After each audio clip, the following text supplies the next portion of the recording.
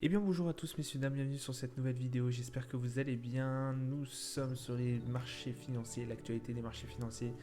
On est le 24 octobre 2022, les marchés ont tous clôturé, que ce soit au niveau européen ou bien au niveau des US. Nous avons un CAC 40 du coup qui finit dans le vert, plus 1,59% à 6131 points, plus 1,34 sur le Dow Jones, Nasdaq plus 0,86. Le DAX plus 1,58, le FTSE 100 plus 0,64, le Nikkei 225 plus 0,31. Nous avons un pétrole Brent qui fait une petite baisse, enfin une belle baisse, pardon, de moins 2,18%, 91 dollars 210, le 11 d'or 1650 euros, 1650 dollars pardon, 40, l'euro USD 0,98 dollars 74, l'OAT français 2,87, le 10 ans US 4,23. Aujourd'hui, bon, petite hausse, enfin une belle hausse, mine de rien, on a fait pratiquement gagner 2% pendant un certain moment. C'est un peu freiné par la suite, mais ouais, très très belle hausse au niveau du CAC 40, plus 159. On commence quand même la semaine avec 6130, plus de 6000 points, plus de 6100 points, pardon. Donc c'est vraiment assez prometteur. On a quand même un Nasdaq qui depuis le début de l'année perd moins 30% et le CAC 40 on est aussi en bear market. Donc voilà, certes ça a bien pricé, mais voilà, là on a un bon rebond. Peut-être que ça va se prolonger, peut-être que ce n'est pas, peut-être pas, voilà.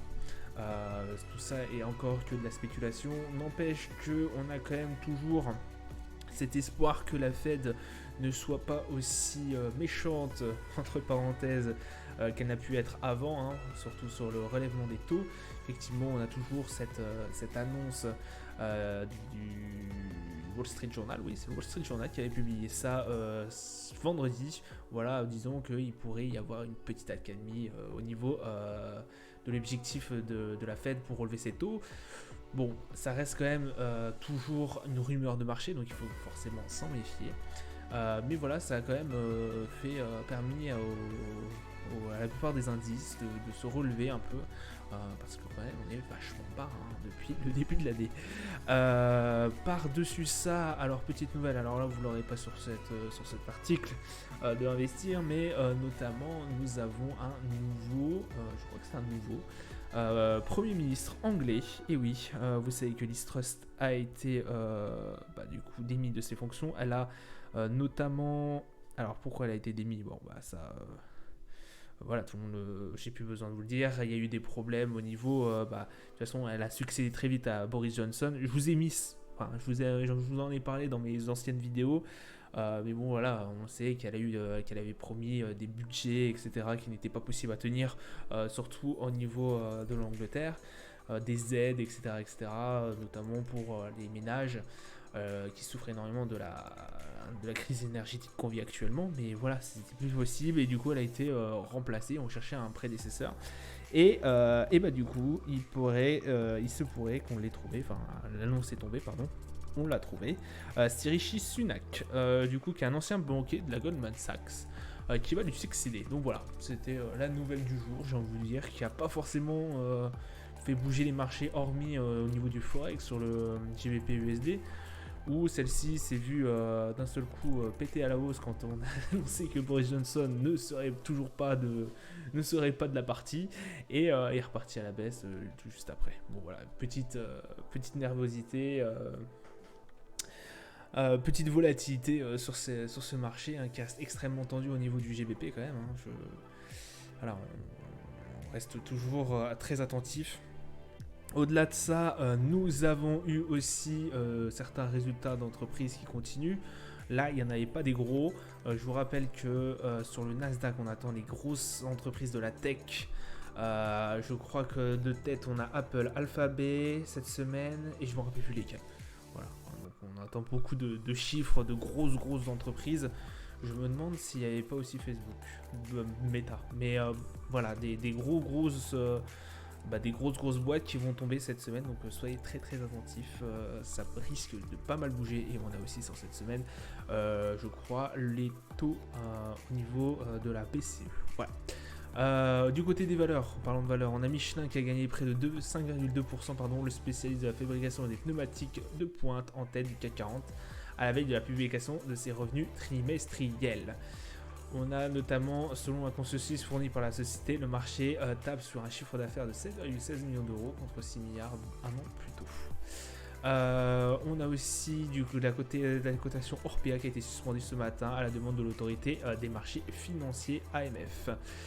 Et on a Solvay qui s'est apprécié de son côté de 2,43%. Le groupe de chimie de spécialité a relevé ses prédictions pour l'ensemble de l'année, citant un bénéfice au troisième trimestre plus élevé que prévu. Au niveau du calendrier d'annonce économique, on a eu la production industrielle annuelle au niveau de la Chine. Ça n'était pas si mal que ça au niveau de la croissance, au niveau de la Chine, sur les résultats. Balance commerciale mieux que ce qu'on attendait. Voilà, très très bonne balance commerciale. On est à 81 milliards, oui, je crois que c'est milliards, oui, billion, ouais, c'est milliards. 80 milliards de dollars. On a 84,74 milliards de dollars. Donc c'est mieux que espéré. Taux de croissance PIB du coup 3.9, on a tenu 3.4, donc c'est vraiment excellent là aussi. Et la production industrielle, mieux, vraiment mieux que prévu, 4.5, on a eu 6.3. Voilà, au niveau de la Chine, très très bon. Et c'est tout ce qui a rythmé un peu le marché aujourd'hui. Demain, on aura les climats d'affaires IFO qui sera intéressant à regarder au niveau de l'Allemagne à 10h. Voilà, au niveau du marché, alors les marchés, on a le Nasdaq, oui je le fais jamais dans l'ordre, je sais pas pourquoi. On a un Nasdaq et du coup qui nous fait un mini doji, enfin même pas, il fait une petite hausse, on est à 11 414 points à l'heure actuelle. On avait pas mal pricé ce début de journée, je vous rappelle, voilà, c'était le tout début de la journée. On arrive sous les coups, je crois, de midi, 11h, voilà, midi, pardon. Et c'est remonté progressivement. 15h, ça fait une belle baisse. Et puis c'est remonté petit à petit. Mouvement de marché qui est quand même assez volatile. Quand on voit les mèches de bougies, quand même, c'est assez fou. Dow Jones, lui aussi est en hausse. Par contre, 31 471, il a été un peu plus constant dans sa vitesse. Quoique, on avait quand même une belle baisse au niveau du Dow Jones. Il a tapé la barre des 31 000 et s'est tout de suite redressé par la suite. Donc très très bon. Le S&P à peu près la même chose. Alors là cette fois-ci en H1, voilà, on revoit aussi cette baisse qui a duré toute la soirée et puis jusqu'à à peu près midi. Et qui est reparti à la hausse par la suite. Forcément, S&P, Dow Jones, Nasdaq, ça se suit à peu près. Le Brent, par contre, le Brent qui lui n'a pas fait grand-chose. Alors, il a pas fait grand-chose sur le papier, sur la journée, mais il y a eu énormément de volatilité, comme on a pu le voir. Regardez ces énormes mèches.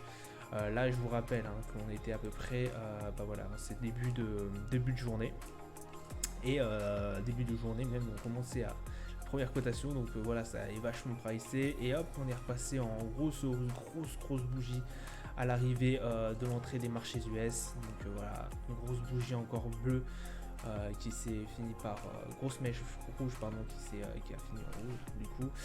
Voilà, ça a pas mal bougé, mais ça n'a pas fait énormément de choses non plus. Au niveau du DAX, c'est pareil, bon, ça finit en légère baisse sur la journée, mais bon, on a quand même une énorme volatilité, on le voit de toute façon, mèche.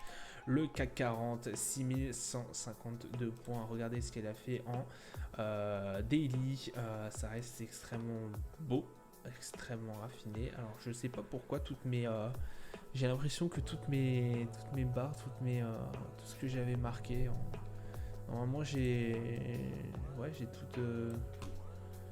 Je sais pas où ils sont passés parce que même le DAX, le Brent et autres, je sais pas où sont passées toutes mes résistances, tous mes supports. Bon.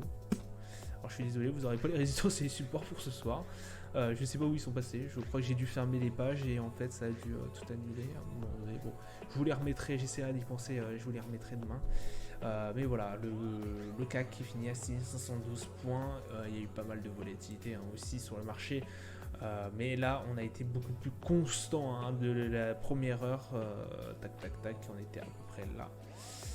À l'ouverture, je crois qu'on était à peu près là. Ah non, on était, ouais, bon, ça a un peu descendu, ça avait bien monté au bout d'un moment. Et là, voilà, ça fait, c'était bon, c'est beaucoup plus constant de ce qu'on peut voir depuis quelques jours. Voilà, on avait commencé à 5009, on est à 6100, donc voilà, il faut se féliciter. Mais voilà, il faut que ça perdure. Voilà. Voilà, ça sera tout pour moi pour aujourd'hui. Je vous souhaite une agréable soirée, une bonne journée à vous. Je vous dis à plus tard. Ciao, ciao.